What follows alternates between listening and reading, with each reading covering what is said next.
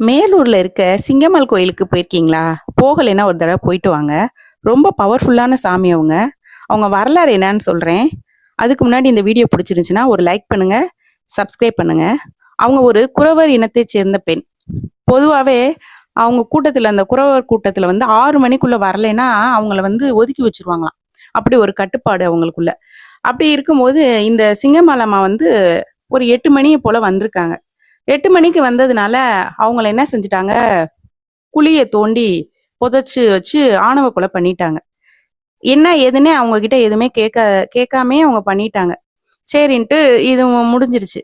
முடிஞ்ச பின்னாடி ஒரு 8 நாள் கழிச்சு, அதாவது 1 வாரம் 8 நாள் கழிச்சு அங்கனக்குள்ள ஆடு மாடு மேய்ச்சிட்டு இருக்க ஒரு பெண் மேல வந்து இறங்கி, சாமி இறங்கி, குறவர் வீட்டை சேர்ந்தவங்க என்னைய வந்து இந்த மாதிரி ஒரு 4 பசங்க வந்து என்னைய துரத்திட்டு வந்ததுனால அவங்க கிட்ட இருந்து நான் தப்பிச்சு வர்றதுக்கு லேட் ஆயிருச்சு.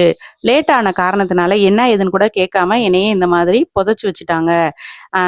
நான் வந்து இப்ப இந்த இடத்துல வந்து என்னைய வந்து நீங்க சாமியா நினைச்சு என்னைய செல வச்சு எனக்கு சாமியா நினைச்சு என்னைய கும்பிட்டு வந்தீங்கன்னா உங்களுடைய நிறை குறைகளை நான் தீர்த்து வைக்கிறேன் அப்படின்னு சொல்லி ஒரு பொண்ணு மேல இறங்கி சாமியாடி சொல்லியிருக்காங்க. அதே போல இன்னைக்கும் அவங்க செல வச்சு அந்த அந்த இடத்துல வந்து கும்பிட்டுட்டு இருக்காங்க.